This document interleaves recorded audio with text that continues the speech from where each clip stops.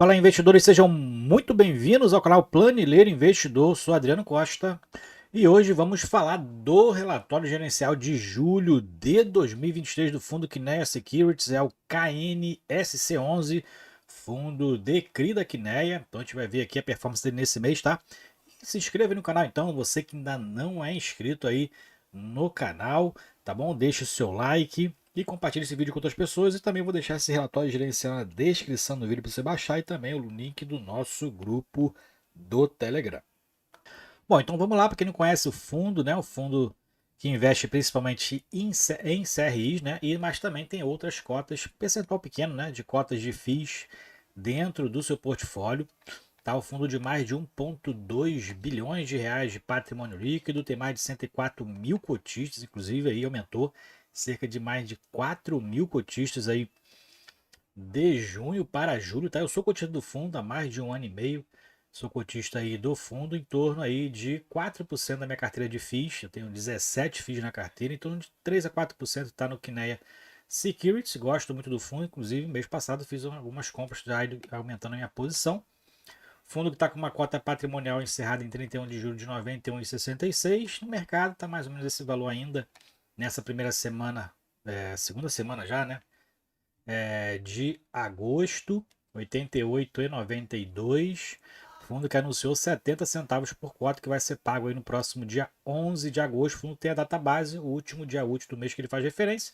E tem uma excelente, na minha opinião, uma excelente média de liquidez diária de mais de 3 milhões e meio de reais, né? Visto o tamanho do fundo, né? De 1,2 bilhões de reais. Fundos com mais de 2 bilhões e meio, 3 bilhões não tem esse tipo de liquidez como o KNSC11 tem, né? Então é uma boa liquidez no mercado, fundo bem negociado, sinal que está bem precificado também, né? E o fundo que tem aí IPCA e CDI dentro dos indexadores dos seus CRIs, né? Com preponderância do IPCA, então de 60%, e o CDI quase 40% aí da sua carteira, tá? Spread médio aqui, o prêmio de risco de 7,74% e CDI 3,63%, considerado fundo, na minha opinião, high grade, né? Não tem problema de inadimplência, o fundo está um pouquinho alavancado, né? Está um pouquinho alavancado aí, como a gente tem visto alguns fundos de CRI usando aí os recursos, né? Para poder se alavancar, pega recursos mais baratos, dá como garantia o próprio alguns CRIs da carteira e faz outras compras aí para poder auferir receitas maiores, né, utilizando recursos de terceiros, né? Isso é interessante, muitos fundos têm feito isso, inclusive Fiagros, Fiinfras, e a gente tem acompanhado isso aqui no canal. E atualmente o fundo está com em torno de 10% de alavancagem. Aqui são os números que a gente viu lá para cima, né? Aqui a gente vai ver os percentuais do patrimônio, a gente vai ver um pouquinho mais para baixo. Aqui está o yield médio, né? Que é o que a gente viu lá em cima, IPCA mais 7,7%, CDI mais 3,63%. E os dividendos do fundo, o fundo que anunciou aí 70 centavos por cota, teve um resultado de 75, então distribuiu menos do que o resultado. Interessante isso aí, fundo fazendo um caixa, né, para ficar saudável, inclusive financeiramente, né, um caixa saudável. E o fundo, considerando o ingresso médio do fundo de 92 a 93, está um yield aí de 0,75%, em torno de 70% da taxa daí do período, né, que está bem alta, né, um pouco mais de 1%, e 83% do CDI, desconsiderando aí os impostos, imposto de renda, na verdade. Esse é um fundo relativamente novo, né? Vai para o terceiro ano de mercado desde outubro de 2020, administrado pela Intrag e gerido pela Kinea, com uma taxa de administração de 1,20%, não tem taxa de performance e é para investidores em geral. Mais para baixo a gente vai verificar aqui o desempenho, fundo que teve um desempenho menor do que o mês de junho por conta da deflação de junho, né? Então o fundo nos cálculos aí dos juros e das correções monetárias dos CRIs pegou ali a base maio, que foi 0,23 e junho 0,08 negativo. Então essa deflação que praticamente foi quase nula, né? Teve um impacto aí na receita do fundo, por isso o fundo distribuiu um pouquinho menos. Aí a gente tem visto, inclusive, nos outros fundos também, com preponderância aí de indexação do IPCA, distribuindo, tendo resultados menores nesse mês de julho. E o IPCA aí de julho ainda não saiu, né? Então, se o IPCA de julho for menor que o IPCA que foi em maio, provavelmente vai ter uma nova queda nas receitas do fundo, né? Então, o tempo, né, daqueles fundos que estão pagando em mais de 1% pode estar com os dias contados, porque a inflação está mais controlada, né? A não sei que ele seja indexado pela taxa DI, né? Porque também muitos estão aumentando de preço também no mercado, né? Então também reduz o yield proporcional ao valor de mercado. Em relação às movimentações da carteira, o fundo aí adquiriu 15 milhões em novos aportes, né? São duas novas operações, MRV Pro Soluto, 5 milhões de reais, CDI mais 4%, taxa até interessante, né? E aqui a garantia é o fundo de reserva. E aqui o estoque residencial, Jardins, Vila Madalena e Clabin, 10 milhões de reais IPCA mais 10% também, um prêmio de risco aí médio para alto, né, considerando o IPCA atual. E essas são as garantias aqui desse CRI adquirido, né? Aqui as operações compromissadas reversas, atualmente o fundo está com 10,3%, a gente já falou sobre isso nos relatórios anteriores, né? E naqueles FIIs também que tem esse tipo de operação, a gente sempre fala delas, a gente já falou um pouquinho mais para cima, e aqui é o resumo da carteira. Então, 38%, quase 39% indexado ao CDI, 66% a inflação, 1,1% cota de FII, 1,8% LCI e 2,5% em caixa. Esses dois últimos aqui indexados e tem rendimentos atrelados ao percentual do CDI, que dá um total de 110,3% de percentual alocado, pois 10,3% são recursos de terceiros, né, consideradas as alavancagens que atualmente os fundos de CRI têm feito.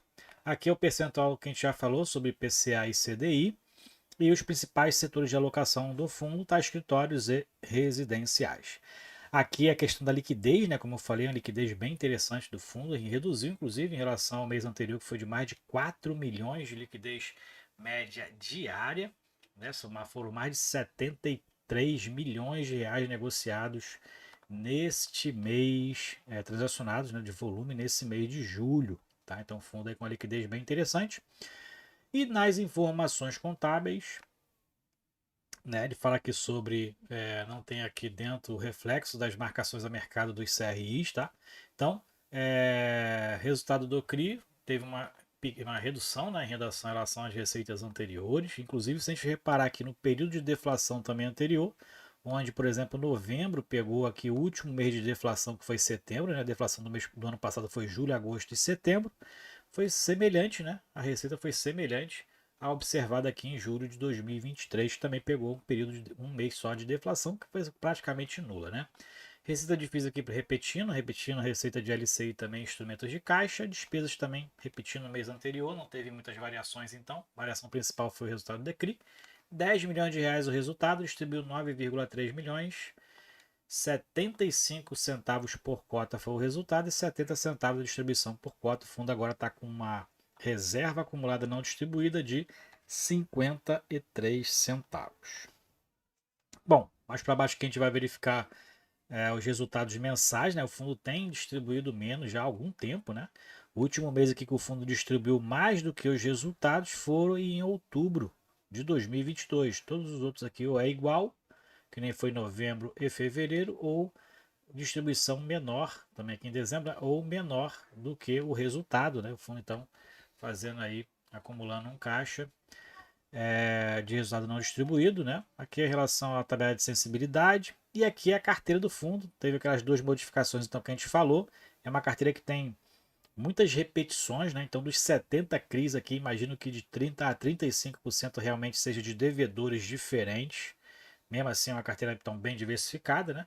Tem 71 CRIs, mas muitas repetições. Acredito que entre 30% e 35% de devedores diferentes. São 3 FIIs na carteira, mais a aplicação LCI, mais o caixa aplicado em títulos públicos federais em torno de 30 milhões de reais. E aqui acompanhamento da carteira, né? Aqui teve uma Assembleia Geral Extraordinária em relação aqui ao CRI JHSF MOLS.